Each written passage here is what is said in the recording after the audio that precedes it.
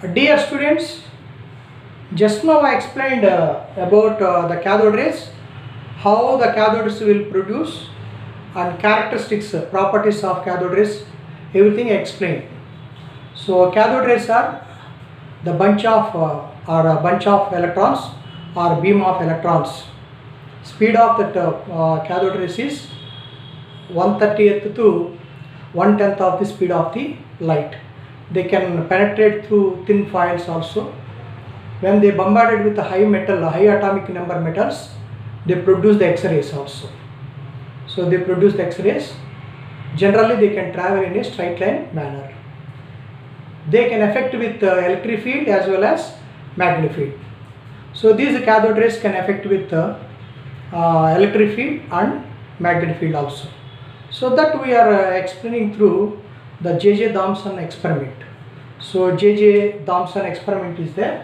So second part is, so in this the second part is J.J. Thomson. J.J. Thomson's experiment. J.J. Thomson's experiment.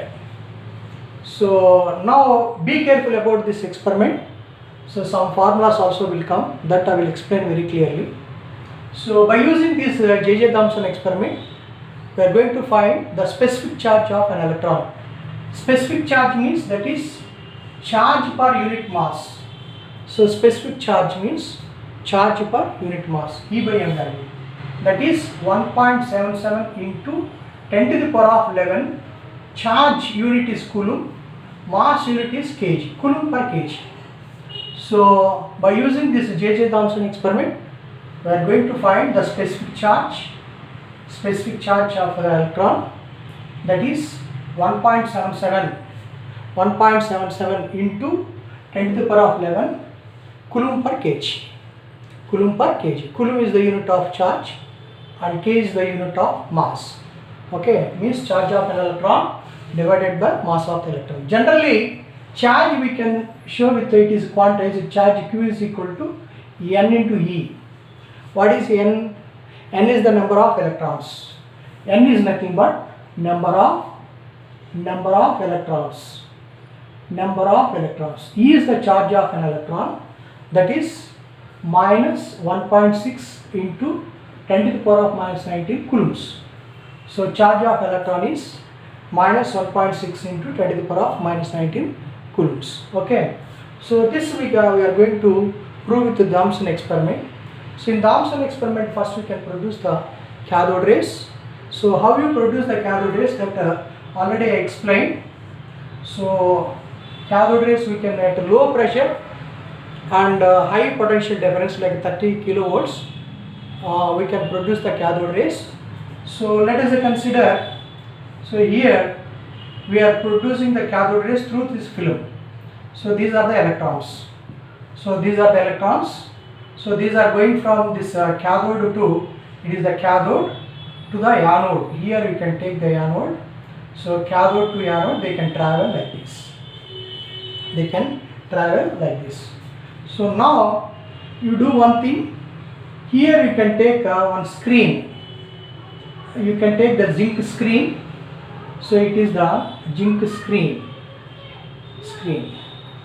Now these electrons are, means this beam of cathode rays can illuminate at a point P. They can strike the screen at a point P.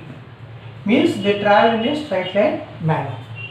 So they travel in a straight line manner and they can strike at a point P. Now you do one thing. You take two plates. It is one plate and it is the second plate. So these two plates are connected to the potential difference. So here you can apply the potential difference. It is positive and negative. It is positive and negative. Means it is the positive charge. Here positive charge will deposit. Here negative charge will deposit. So now you can see, by applying this potential V, so it is like 200 volts or whatever it may be. By applying this potential, what happened? This plate becomes to positive and this plate becomes to negative. It should be like a capacitor. Is it correct? Right. Now these electrons have negative charge. This negative charge and this negative charge can repel with each other, and this negative charge and this positive charge can attract with each other. So because of that, this beam can be deflected, means it is affected with the electric field. Means that here I am applying the electric field. Is it correct or not? Why? Because it is a positive plate and it is negative plate. So these are the electric lines of forces. With the electric lines of forces, the beam, these electrons are attracted with this positive plate and these electrons are repelled with this negative plate. So the beam can be deflected. So beam can be deflected and it can illuminate at point P dash, at point P dash, by applying the electric field. By applying the electric field. So by applying the electric field, this beam can be deflected at point P. This displacement we have to find out. So this displacement is, let us consider y. How you find the displacement y? You know the electric field. You know the electric field. Electric field F is equal to E into charge Q. Charge Q you can write like a E into small e. So small e, myself I am casting the charge of an electron. What is capital E? That is electric field. So capital E is the electric field intensity. Electric field intensity. Electric field intensity in Newton per Coulomb.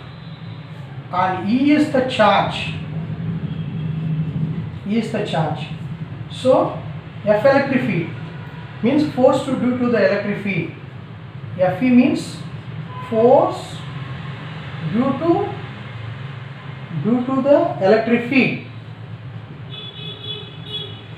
Force due to the electric field is equal to EQ. Okay. Now, so that F electric field is equal to MA, means EQ is equal to MA. Therefore, A is equal to EQ divided by M in meter per second square. Means I found that acceleration A is equal to EQ by M. Acceleration of this beam of electron, beam of this cathode ray is EQ by M, meter per second square. You know the equation. Which equation? S is equal to ut plus half at square. S is equal to ut plus half at square. Initial velocity is 0. That S we can write it to y. Y is equal to half into acceleration. Acceleration you can write, that is EQ divided by M, into time. How you find the time period? Important point. That is, here these two plates, I have taken the two plates now. This is one plate and it is the another plate. These two plates are connected to the positive terminal and negative terminal of the battery. It is a positive. I am applying the potential, means it is a positive and it is negative. These are the electric lines of forces. Now how to find the time period now? Means the length of this plate length is L. Length of the plate is L.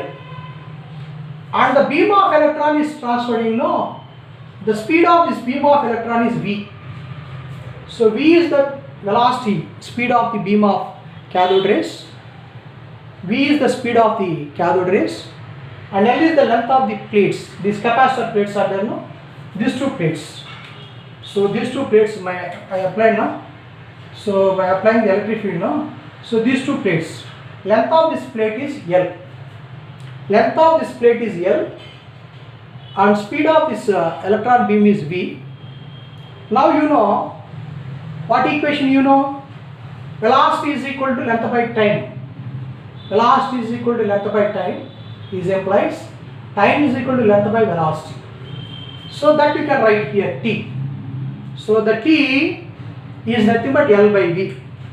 So half into EQ by M into L divided by V whole square. So this is the formula for deflection of the electron beam by applying the electric field. By applying the electric field, what is the deflection? The deflection Y we can find out. Actually, without applying this electric field, this beam can be struck at point P on the screen.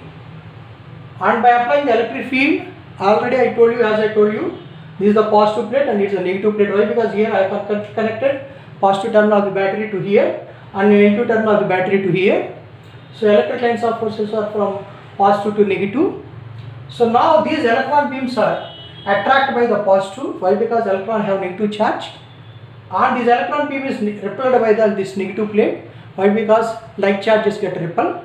Because of that, the beam can be deflected through this. So this beam can be deflected like this, and it strike the screen at point P dash. It strike the screen at point P dash like this. Instead of P, it strike the P. So this is deflection Y we have to find out. How to find the deflection Y? Which equation we have to use? S is equal to ut plus half a d square. Initial velocity is 0, so you can take it. And S is nothing but Y. S is nothing but Y. And acceleration, how to find? Acceleration means, as you know, electric force. Electric force is equal to E into Q. That is equal to E into E. E is nothing but electric field intensity, and E is the charge of an electron. So Fe is the force due to the electric field. So F electric field is equal to EQ, that is equal to MA. So F electric field is equal to MA, that is equal to EQ. So from this formula, acceleration A is equal to EQ by M. Acceleration A is equal to EQ by M. So the deflection Y is equal to half into EQ by M into L by V whole square.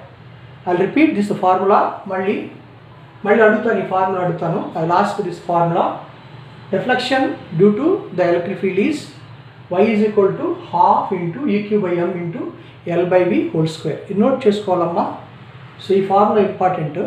Deflection due to the electric field. Similarly, if you apply the magnetic field, so if you know, if any charged particle will enter into the magnetic field, it makes the circle. So if any charged particle will enter into the magnetic field, it makes the circle.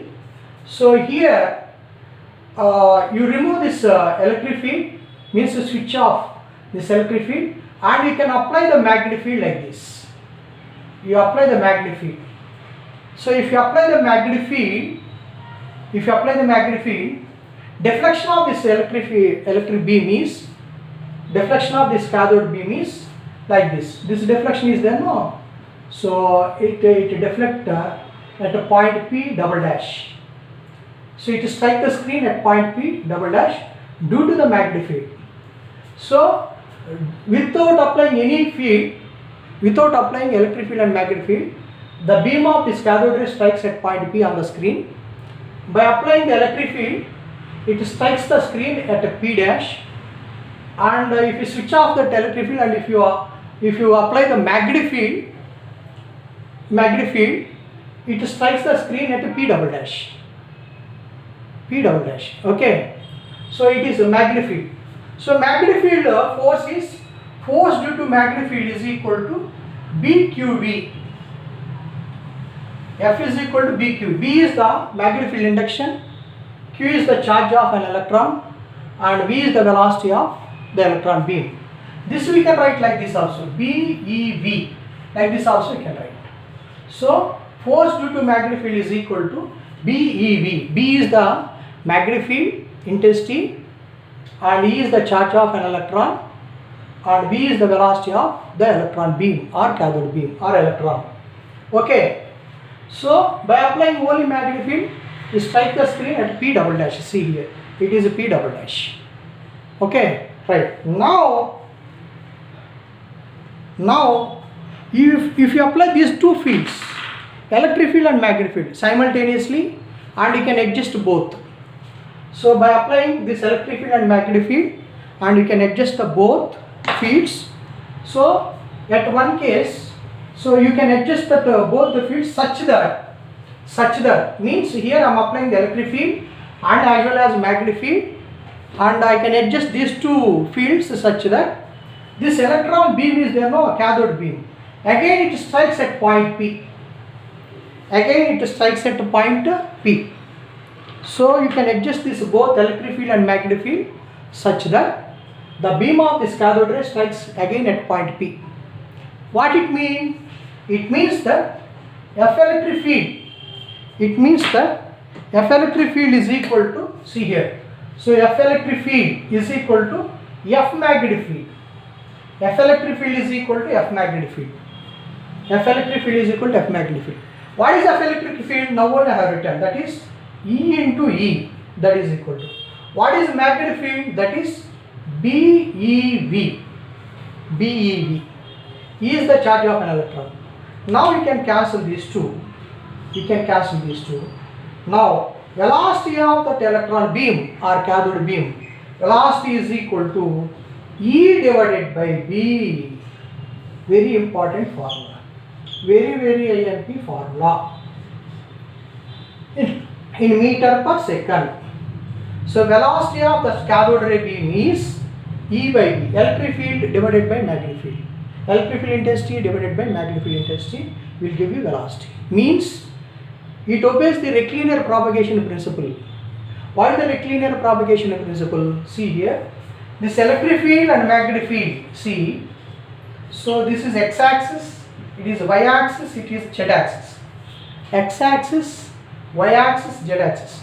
If you apply the electric field along x-axis, E bar, and if you apply the magnetic field along y-axis, B bar, then that electron beam, cathode beam, will travel through z-axis with velocity V bar.